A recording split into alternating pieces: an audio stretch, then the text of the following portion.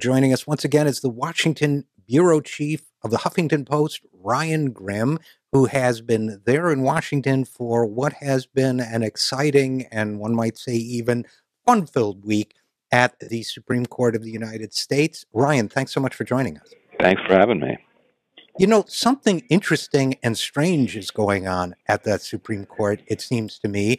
And you, together with Arthur Delaney, wrote a great piece on Scalia. Now, Scalia's written a couple dissents this week of some infamy. You wrote about his dissent in the case of Obergefell and Hodges. Is that how it's pronounced? Obergefell? Let's go with that.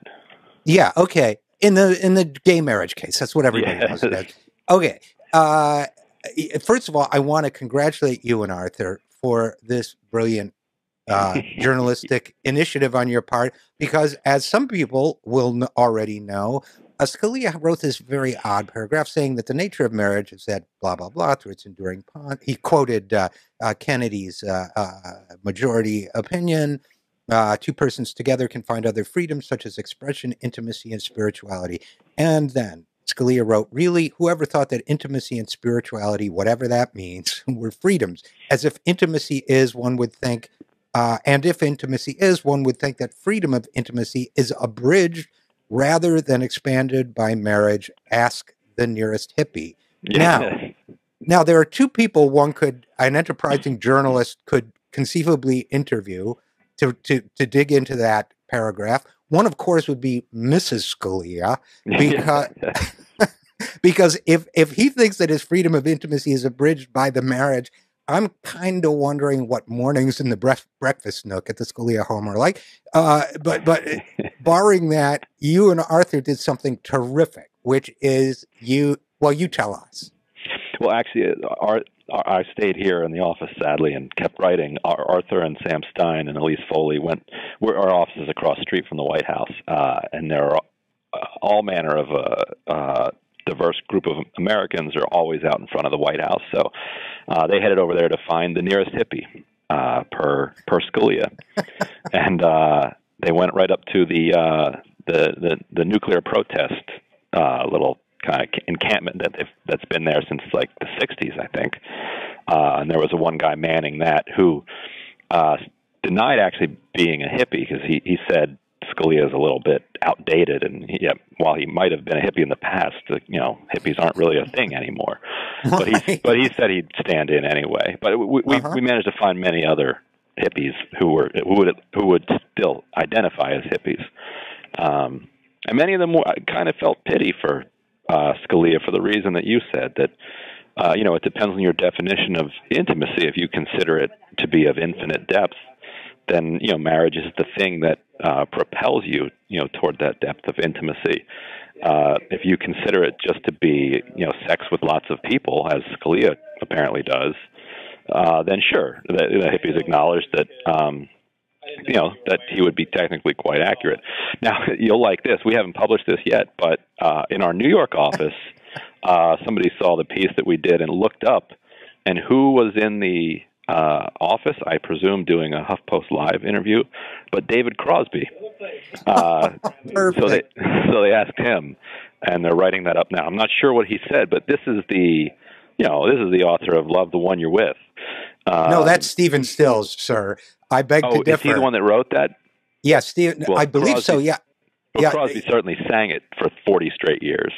But Crosby did write "Almost Cut My Hair," which is the totemic hippie anthem. Yes. And as someone who was around in those days, although quite young, and by the way, feel free to call me for guidance the next time you have a hippie story you're working on. Well, what do you think? Do you disagree? You're now my nearest hippie.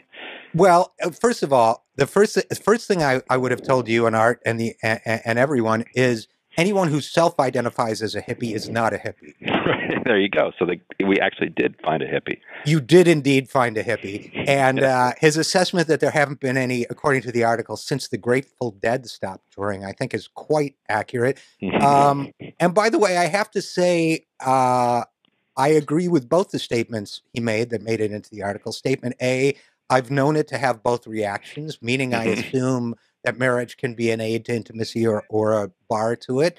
I would say that sounds like a sage view. And his second opinion, that Scalia is a big knucklehead.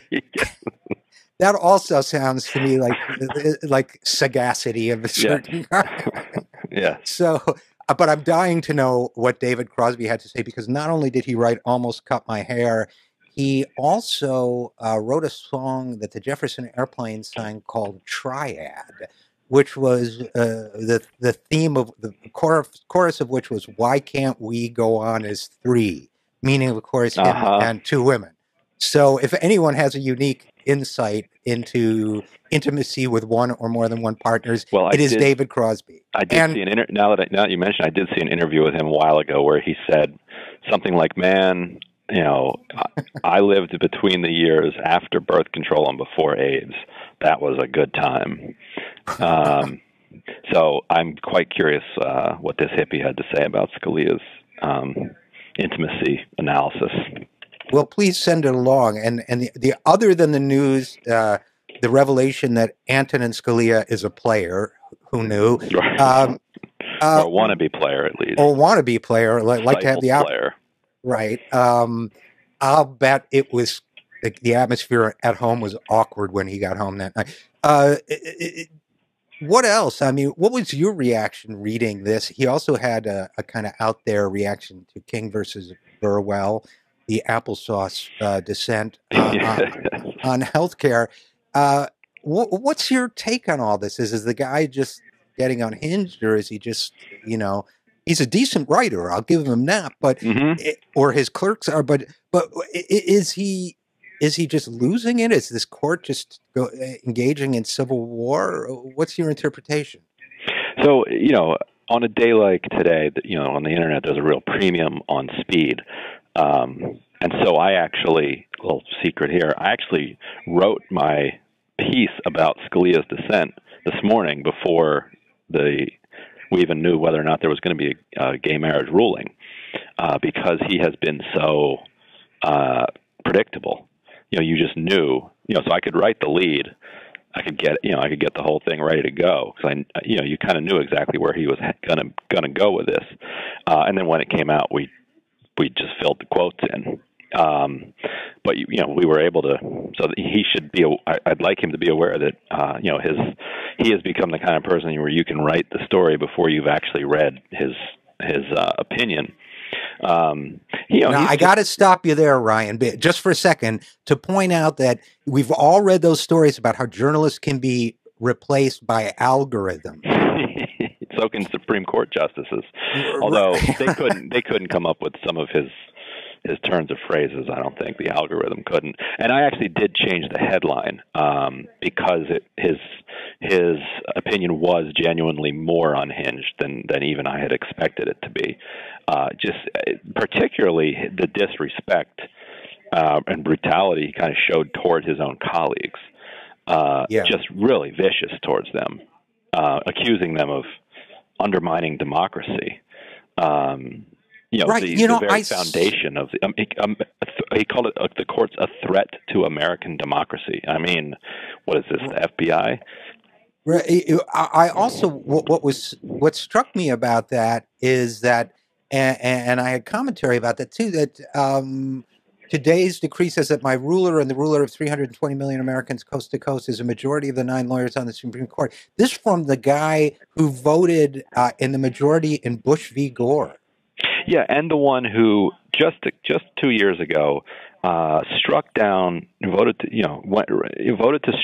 the Voting Rights Act, and said it had just been renewed by Congress like a year or so earlier, and he wrote in his opinion, well, of course it was renewed by Congress and reauthorized, and and the two parties got together to do this because of the name. It's such a popular thing. Who could be possibly against the voting rights of something called a Voting Rights Act? And so when Congress, is unable to express, what its true opinion must be because of the politics of the great name, then the court has to step in and gut it. Or take campaign finance laws, whatever it is that he doesn't like.